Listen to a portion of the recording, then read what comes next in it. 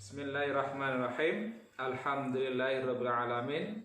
Assalatu wassalamu ala asrafil anbiya'il mursalin wa ala alihi washabihi ajma'in.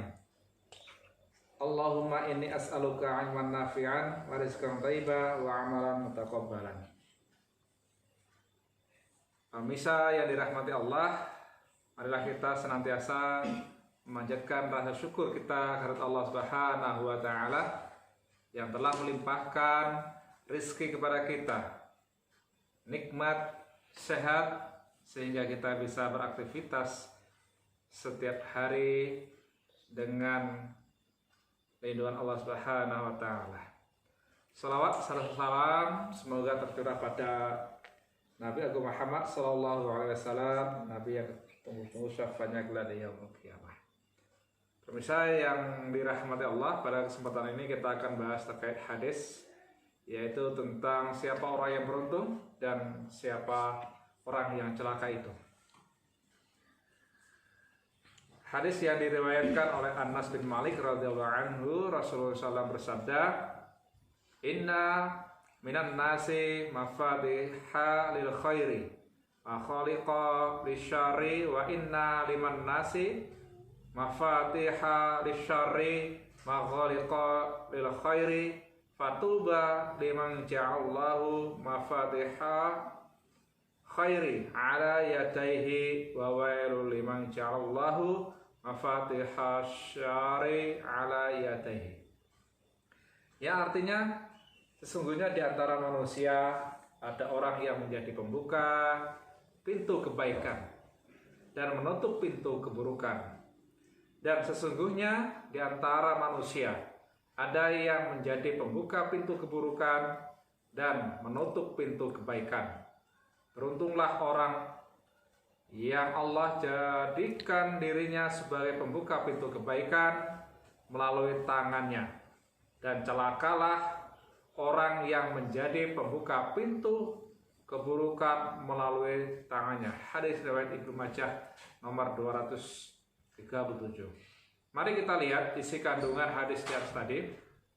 Yang pertama, hidup ini pilihan, termasuk dalam bersikap bisa menjadi pembuka pintu kebaikan atau pintu keburukan. Beruntung bagi orang-orang yang memilih pintu kebaikan.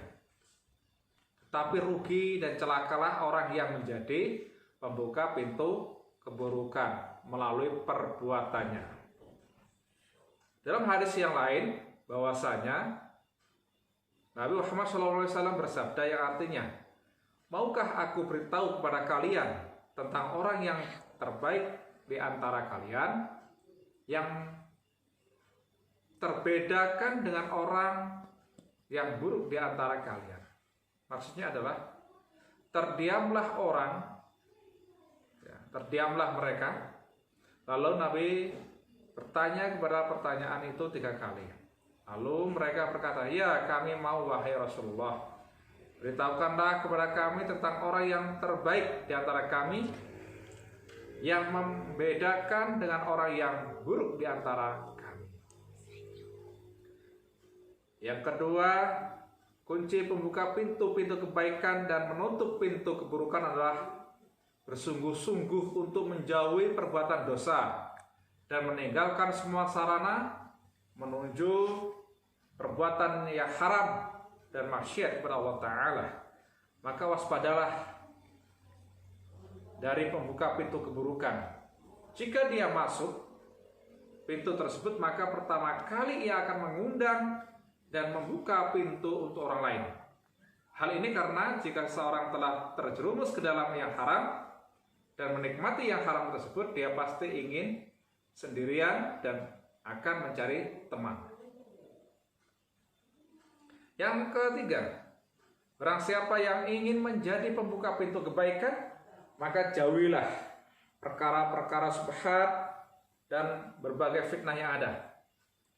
Dalam hadis yang lain, Rasulullah SAW bersabda yang artinya, sesungguhnya akan ada perkara-perkara yang samar, tidak jelas manakah yang hak dan mana yang batil. Maka kita wajib untuk menenangkan atau bersikaplah tenang kalian.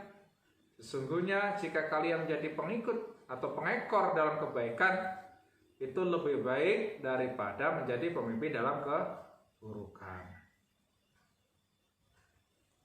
Nah, hadis ini menjelaskan siapa di antara yang terbaik, siapa yang ingin menjadi orang yang buruk. Silakan pemirsa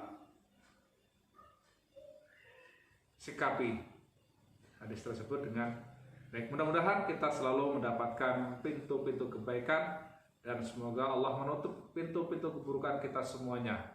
Allahu a'lam bishawab. Assalamualaikum warahmatullahi wabarakatuh.